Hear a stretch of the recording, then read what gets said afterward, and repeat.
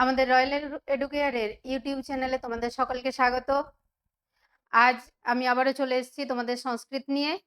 আজ আমরা শুরু করব রায় মার্টিন যে বই আছে তার সেকেন্ড সাবমেটিভের 6 নম্বর স্কুল। আজ তোমাদের সাথে আলোচনা করব। তোমরা খাতা পেন বের করো আর ঝটপট তৈরি হয়ে নাও।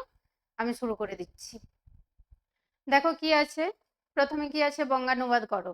বঙ্গানুবাদ করো কি আছে, তত সা জলদেবতা জলাত লৌহ কুঠারম আনীয় তং দর্শয়তি স্ম। মানে তত মানে তারপর, সা জলদেবতা মানে সেই জলদেবতা, জলাত মানে জল থেকে, লৌহ কুঠারাম লোহার কুঠারটি এনে তং দর্শয়তি স্ম তাকে দেখিয়েছিলেন। স চ তং লোহ কুঠারম দৃষ্টা অয়মব মে কুঠার ইতি অবদৎ। তিনি সেই লৌহ কুঠার তার লৌহ কুঠারটি দেখে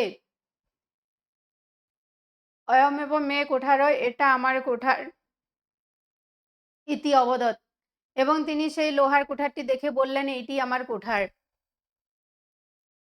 তারপরে দেখো অথবাতে আছে, অথবাতে কি আছে, বিদ্যাসাগর অতীব মাতৃভক্ত দয়ালু আসিত। বিদ্যাসাগর খুব মাতৃভক্ত এবং দয়ালু ছিলেন।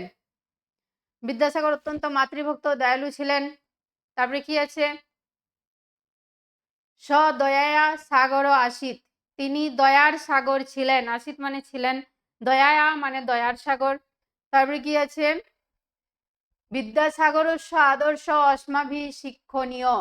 বিদ্যাসাগরের আদর্শ আমাদের শেখা উচিত। বিদ্যাসাগরের আদর্শ আমাদের শেখা উচিত। এবারে কি আছে দেখো, বিদ্যাসাগর সমাজ সংস্কারক আসিত। বিদ্যাসাগর সমাজ সংস্কারক ছিলেন। 2 নম্বরে কি আছে দেখো, অব্যয় কাকে বলে। ন ব্যয় অব্যয়, অর্থাৎ যে শব্দ আমরা আগে পড়েছি, আগের অনুশীলনীতেও আমি করে দিয়েছি, সম্ভবত 4 কি 5 স্কুলে আছে অব্যয় কাকে বলে, ওখানেও করেছি, এখানেও আবার বলছি। কি আছে দেখো, নব্যয় অব্যয়, অর্থাৎ যে শব্দ 3টি লিঙ্গ, সমস্ত বিভক্তি এবং সকল বচনে কোনো পরিবর্তন হয় না তাকে অব্যয় বলে। 3টি লিঙ্গ, তারপরে কি সমস্ত বিভক্তি আর সকল বচন, যার কোনো পরিবর্তন হয় না তাকে অব্যয় বলে।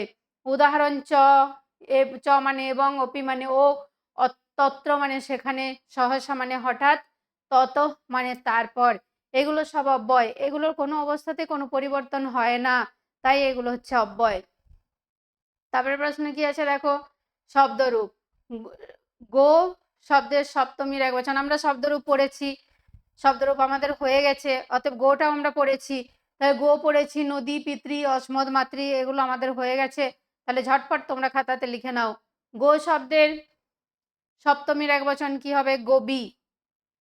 2 নম্বরে আছে গো শব্দের ষষ্ঠীর দ্বিবচন। গো শব্দের ষষ্ঠীর দ্বিবচন আছে গব। আবার নদী শব্দের দ্বিতীয়ার বহুবচনে আছে নদী, দন্তন্য দয় দীর্ঘী বিসর্গ। আবার পিতৃ শব্দের তৃতীয়ার একবচনে আছে পিত্রা, তৃতীয়ার একবচনে আছে পিত্রা। পিতা পিতর পিতর, পিতরম পিতর পিতৃন, পিত্রা পিতৃভ্যাম পিতৃভ্যি, তাহলে কি আছে পিত্রা। এবারে দেখো মধ্যম, এটি কি হচ্ছে অসমদ। অসমদ শব্দের চতুর্থের একবচন হচ্ছে মধ্যম। অহম আবাম মাম্মা আবাম্ন অসমান্য, মত আবাভ্যাম অসমত, মধ্যমে আবাভ্যাম ন অসমভ্যাম ন, তাহলে এখানে আছে মধ্যম। আর মাতৃ শব্দের ষষ্ঠীর একবচন হচ্ছে মাতু, মাতা মাতরো মাতরো, এভাবে আমরা শব্দরূপটা পড়েছি, সেখানে ষষ্ঠীর একবচনে আছে মাতু। তারপরে কি আছে দেখো, নদী। নদী সপ্তমীর একবচন, নদী সপ্তমীর একবচনে কি হবে, নদ্যাম। চলে যাচ্ছি পরে,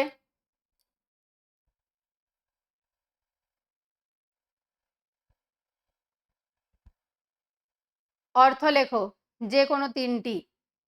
অর্থ লিখতে হবে যে কোনো 3টি, কিন্তু আমরা এখানে সবগুলোই বলবো।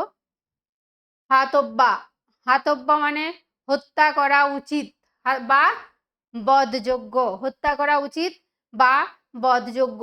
তারপরে কি আছে অয়ম, অয়ম মানে এই, পুংলিঙ্গে এই। তারপরে আছে তম, তম মানে তম, তম বিসর্গ আছে দেখো, তম, তম মানে অন্ধকার। তারপরে আছে কুত, কুত মানে কোথা থেকে। আর পাশে কি আছে, প্রদত্ত অব্যয় পদগুলির দ্বারা বাক্য রচনা করতে হবে, বা যে কোনো বাক্য রচনা করতে বলছি। কি আছে দেখো, অলম, অলম হচ্ছে বিবাদেন অলম মানে বিবাদের প্রয়োজন নেই, বারণ অর্থে অলমটা ব্যবহার করা হয়, বিবাদের প্রয়োজন নেই। তারপরে কি আছে ঝ, ঝ মানে পরের দিন, ঝ রবিবার আসিত, পরের দিন রবিবার আসবে। কিম, কিম মানে কি, কিম তব নাম, কি তোমার নাম।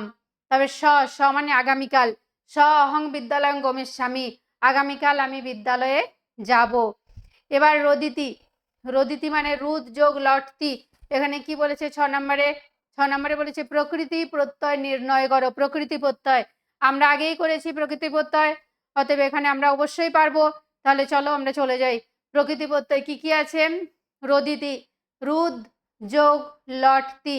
অ্যাকচুয়ালি প্রকৃতি প্রত্যয়ের নিয়মটাই হচ্ছে কোন ধাতু থেকে সেই শব্দটা উৎপন্ন হয়েছে সেই ধাতুটা আমাদের লিখতে হবে, তারপর বাকি শব্দগুলো আমাদের সেই ওয়ার্ডটা অনুযায়ী শব্দগুলো আমাদের বসাতে হবে।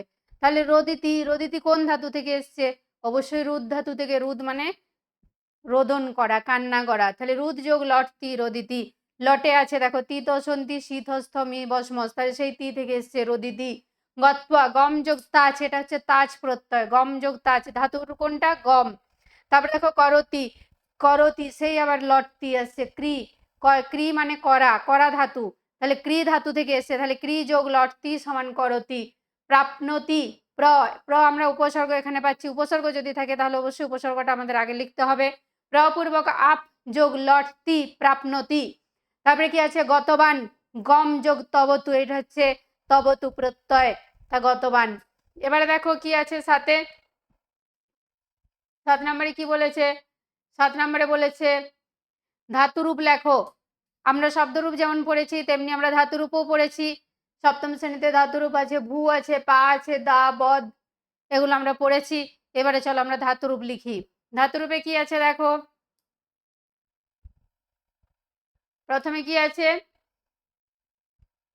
ভূ, লিট মধ্যম পুরুষ এক বচন লিট, লিটের সূত্রটা কি সতীশ শত শান্তি শশী শত শত স্বামী শ্যামস। তাহলে কি বলেছে লিট, লিটে কি বলেছে লিট মধ্যম পুরুষ এক বচন, তাহলে মধ্যম পুরুষ এক বচনের সূত্রটা কি হলো সতীশ শত শান্তি, এটা প্রথম পুরুষ এক বচন দ্বিবচন বহু বচন, আর মধ্যম পুরুষ শশী শত শত, তাহলে মধ্যম পুরুষ এক বচনে শশী আছে, তাহলে ভূ ধাতু, ভূ ধাতু শশী যোগ করলে কি হবে ভবিষ্যসী, এটা হলো ভূ ধাতু। এবারে পা ধাতুর, পা ধাতুর লিট উত্তম পুরুষ এক বচন, সেই লিটের সূত্র, লিটের সূত্র কি সতীশ শত শান্তি শশী শত শত স্বামী শ্যামস, তাহলে উত্তম পুরুষ এক বচনে কি হবে স্বামী। তাহলে দেখো পা ধাতুর লিট উত্তম পুরুষ এক বচনে হচ্ছে পাস্বামী, স্বামী হচ্ছে, সাথে উত্তম পুরুষের এক বচনে স্বামী হচ্ছে, তাই হচ্ছে পাস্বামী। তারপরে কি আছে দেখো দা ধাতুর লট উত্তম পুরুষ এক বচন, দা ধাতুর লট উত্তম পুরুষ এক বচন, তাহলে দা ধাতুর লটের সূত্রটা কি তিতসন্তি শীতস্থ মি বসমস, তাহলে উত্তম পুরুষ এক বচনে মি আছে, তাহলে কি হবে দা ধাতুরে কি হবে দদামি, উত্তম পুরুষ এক বচনে দদামি হবে, দেখো দদামি। তারপর 4 কি আছে, 4 নম্বরে আছে বদ ধাতুর লট মধ্যম পুরুষ দ্বিবচন, আবার সেই লট আছে তিতসন্তি শীতস্থ মি বসমস, তাহলে বদ ধাতুর লট মধ্যম পুরুষ দ্বিবচন, দ্বিবচনের সূত্রটা কি তিতসন্তি এটা প্রথম পুরুষ মধ্যম পুরুষ শীতস্থ, তাহলে দ্বিবচন হচ্ছে থস, তাহলে বদ ধাতুর থস সূত্রটা হচ্ছে তাহলে কি হবে বদ থ বিসর্গ, থস যেহেতু দন্ত সহাসন্ত আছে, আর দন্ত সহাসন্ত আমরা জানি দন্ত সহাসন্ত যেখানে থাকবে সেগুলো বিসর্গ হবে, তাই সেখানে থস দন্ত সহাসন্তের জায়গায় বিসর্গ হয়েছে দেখো বদথ।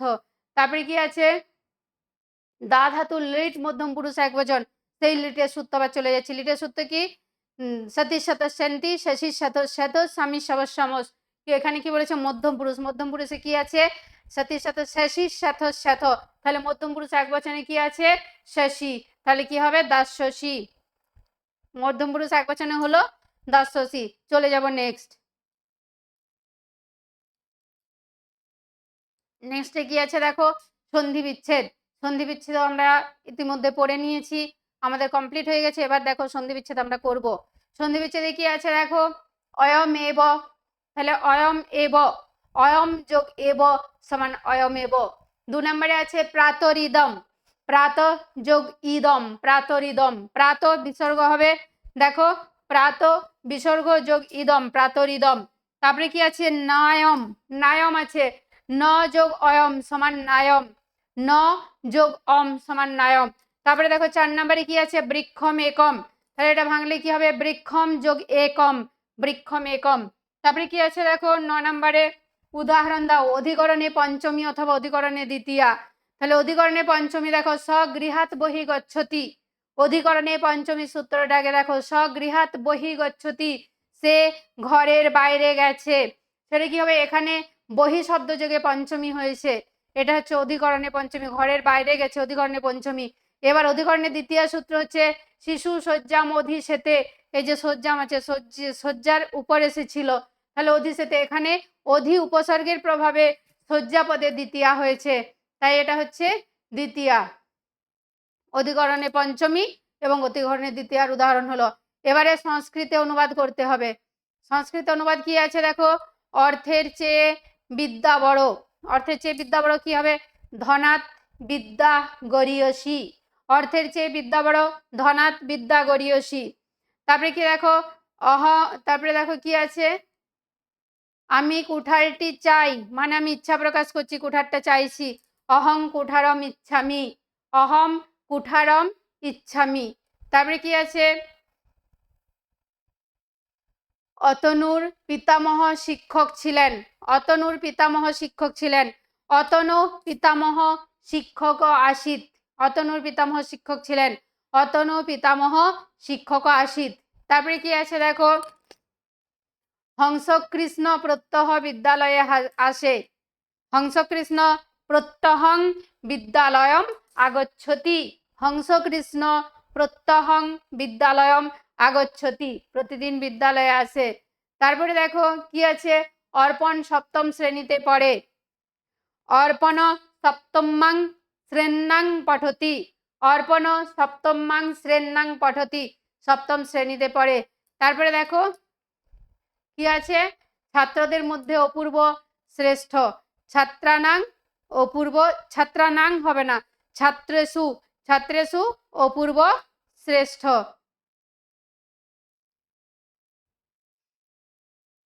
এটা হলো আমাদের 6 নম্বর স্কুল। আজ এখানেই রাখছি, টাটা। আর আমার পড়ানো যদি তোমাদের ভালো লেগে থাকে তোমরা অবশ্যই লাইক কমেন্ট শেয়ার করে দিও, টাটা।